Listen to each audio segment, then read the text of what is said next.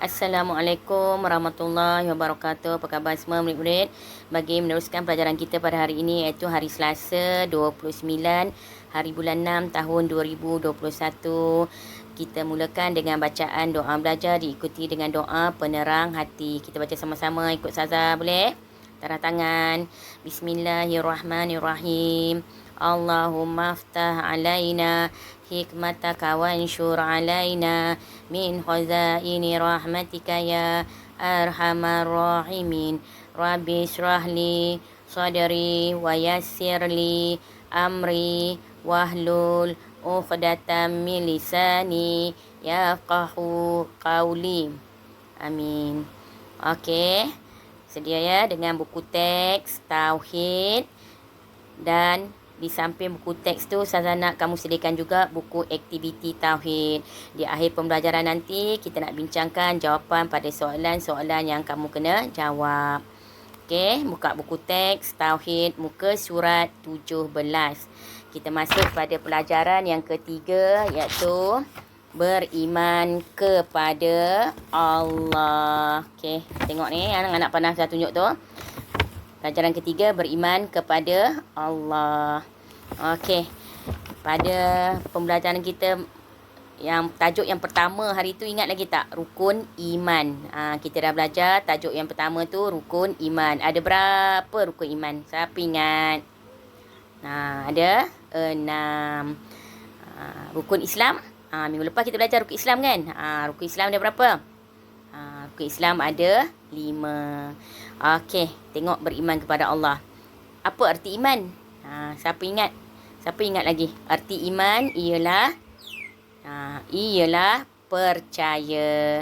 Maknanya beriman kepada Allah, kita percaya kepada Allah. Okey. Tengok ni. Pengertian dan dalil beriman kepada Allah. Kita nak bincang ini arti beriman kepada Allah dan dalil. Alasan kita percaya beriman kepada Allah tu apa dia? Okey. Tengok gambar pada muka surat ni. Yang pertama gambar haiwan. Gambar haiwan. Gambar apa tu? Gambar kucing kan? Okey. Tengok yang kedua tumbuhan. Yang ketiga cakrawala. Yang keempat gambar manusia. Okey. Apa kaitan gambar-gambar ni dengan beriman kepada Allah? Okey.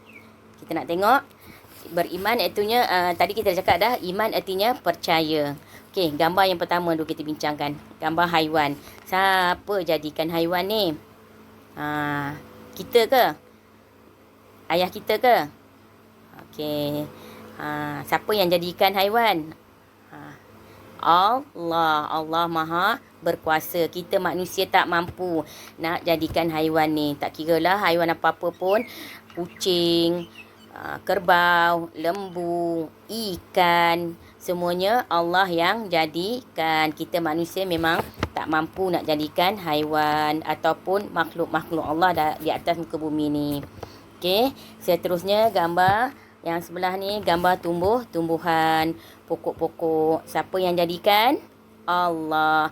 Kita hanya mampu tanam. Contoh macam pokok bunga, pokok rambutan, pokok durian. Kita hanya tanam sahaja. Tapi yang menghidupkan pokok tersebut siapa? Allah. Okey. Seterusnya gambar yang ketiga cakrawala. Bulan, bintang, matahari, planet-planet, semuanya Allah yang jadikan. Gambar yang last sekali gambar manusia. Kitalah manusia ni. Siapa jadikan? Allah yang jadikan. Allah jadikan dalam rahim ibu kita. Ibu kita mengandungkan kita 9 bulan. Lepas tu ibu kita lahirkan kita. Yang jadikan kita siapa? Allah. Okey, boleh faham? Murid-murid? Okey, seterusnya kita buka muka surat 18. Muka surat 18. Okey, kita nak tengok pengertian beriman kepada Allah dan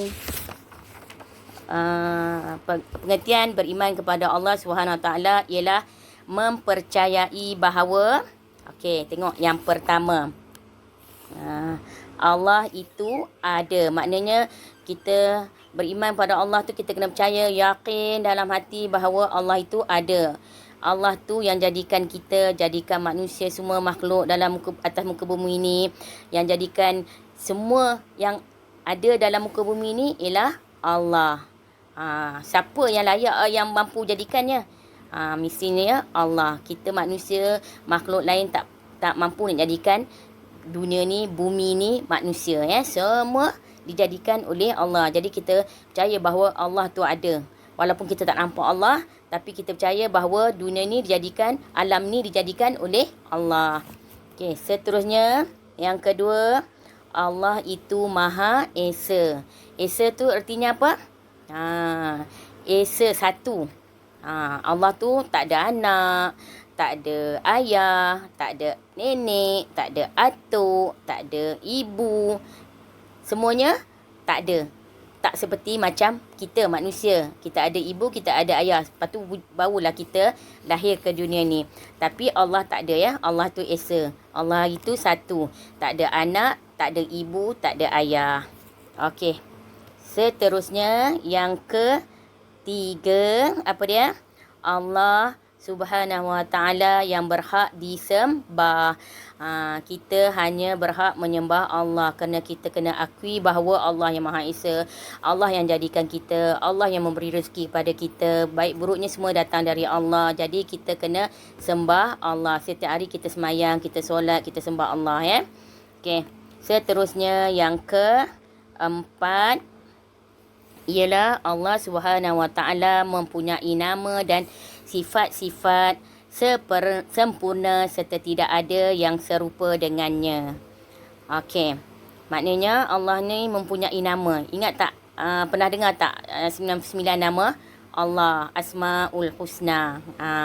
Nama-nama yang baik ya. Okey, kemudian Allah ni mempunyai sifat-sifat yang sempurna, Pernah dengar tak sifat wajib bagi Allah? Ada berapa? Sifat 20, orang sebut sifat 20 tu. Sifat wajib bagi Allah ya. Allah tu sempurna serta tidak ada yang serupa dengannya. Tak ada apa yang atas dunia ni, makhluk ke apa je yang ada atas muka bumi ni tak sama dengan Allah. Okey, seterusnya kita tengok nombor 2 ni. Percaya kepada Allah Subhanahu Wa Taala adalah rukun iman yang pertama. Kita dah belajar tajuk yang pertama itu rukun iman. Rukun iman yang pertama ialah percaya kepada Allah. Rukun iman yang pertama percaya kepada Allah. Okey, seterusnya tengok nombor 3. Dalil wajib beriman kepada Allah. Firman Allah Subhanahu Wa Taala. Okey, maknanya alasan atau sebab kenapa kita kena percaya wajib beriman kepada Allah. Alasan dia dengan ayat Al-Quran surah Al-Ikhlas. Tengok muka surat 19. Muka surat 19. Okey. Muka surat 19 ya. Surah Al-Ikhlas. Okey. Kita baca sama-sama boleh? Okey. Bismillahirrahmanirrahim. Qul huwallahu ahad. Allahus samad. Lam yalid wa lam yulad. Wa lam yakul lahu kufuwan ahad. Okey, tengok maksud dia. Katakanlah wahai Muhammad, yakni Tuhanku ialah Allah yang Maha Esa. Allah yang menjadi tumpuan sekalian makhluk untuk memohon sebarang hajat. Ia tiada beranak dan ia pula tidak diperanakkan. Dan tidak ada sesiapa pun yang setara dengannya. Ni makna terjemahan ayat surah Al-Ikhlas surah atas ni ya. Okey. Ayat yang pertama tadi, makna penterjemahan dia, katakanlah wahai Muhammad. Ni kata-kata daripada Allah ya ni. Surah Al-Ikhlas ni daripada Allah ya, turunnya daripada Allah kepada Nabi Muhammad. Mukjizat Al-Quran itu surah Al-Ikhlas, dia kata terjemahan dia, katakanlah wahai Muhammad, yakni Tuhanku ialah Allah yang Maha Esa. Satu je Allah. Allah yang menjadi tumpuan sekalian makhluk. Maknanya semua makhluk ni menjadi memberi tumpuan kepada Allah untuk meminta sesuatu hajat. Tak kira apa pun permohonan kita kena tujukan kepada Allah. Sebab kita tahu, kita kena yakin bahawa Allah sajalah yang berkuasa untuk menunaikan hajat seseorang tu. Okey, seterusnya ia tidak beranak. Maknanya dia bukan macam manusia. Dia boleh beranak. Kemudian dia pula tidak diperanakkan. Maknanya dia tak beranak, dia tak ada anak. Kemudian dia pula tak diperanakkan. Maknanya tak ada siapa yang melahirkan dia. Dia tak sama macam kita manusia ya. Kita ada ibu, kita ada ayah. Kita ibu ayah kita beranakkan kita. Kemudian bila kita dah kahwin, kita pula beranak. Jadi maknanya Allah tu tak sama macam manusia. Dan tidak ada sesiapa pun yang setara dengannya. Maknanya Allah ni tidak ada yang serupa dengan Allah ni. Manusia ke makhluk apa yang ada atas muka bumi ni tak sama dengan Allah. Okey. Boleh faham? Okey. Ustazah rasa setakat tu dulu pelajaran kita pada hari ini. Okey. Sekarang Ustazah nak kamu buka buku aktiviti Tauhid muka surat 23. Buku aktiviti Tauhid muka surat 23. Okey, beriman kepada Allah. Warnakan jawapan yang betul. Pengertian dan dalil beriman kepada Allah.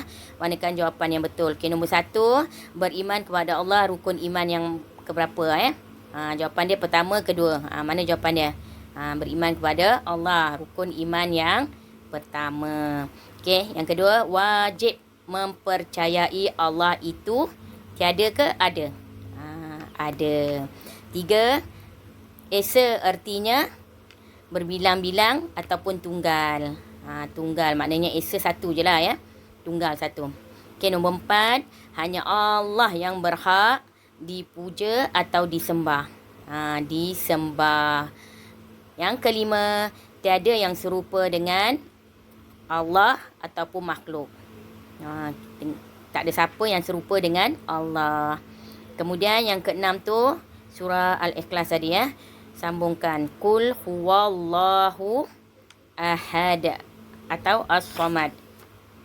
Ahad ya. Okey, seterusnya buka muka surat 24. Ni senang je. Sesuaikan kalimah yang sama. Kamu tengok mana ayat yang sama tu, kamu gariskan. Nombor 1, kalimah dia kul. Yang kedua, wallahu. 3, ahad. 4, as-samad. Kelima, lam yalid. Sesuaikan yang sama. Okey, seterusnya muka surat 25, lorikkan jawapan yang betul. Ada pilihan jawapan, kamu pilih mana yang betul. Nombor 1, Allah itu ada. Betul ke salah? Betul. Yang kedua, manusia mencipta dirinya sendiri. Kita manusia ni kita cipta diri kita sendiri. Betul ke salah? Salah kan? Okey, nombor 3, percaya kepada Allah adalah rukun iman yang kelima. Betul ke? Rukun iman yang kelima. Salah kan? Rukun iman yang kelima, beriman kepada hari kiamat. Okey, nombor 4, Allah memerlukan makhluk. Allah pula nak guna kita. Betul ke salah? Salah lah kan? Kita yang perlu Allah. Allah tak perlu pun pada kita. Okey, yang kelima, tidak ada yang serupa dengan Allah. Betul ke salah? Betul kan? Tidak ada yang serupa dengan Allah atas makhluk ni. Atas muka bumi ni tak ada siapa yang serupa dengan Allah. Okey, saya rasa setakat tu dulu ya. Sampai muka surat 25. Latihan muka surat 23, 24 dan 25. Okey, saya rasa sampai setakat tu dulu pelajaran kita pada hari ini. Hingga kita berjumpa lagi pada minggu yang akan datang. Sekian dulu. Assalamualaikum warahmatullahi wabarakatuh.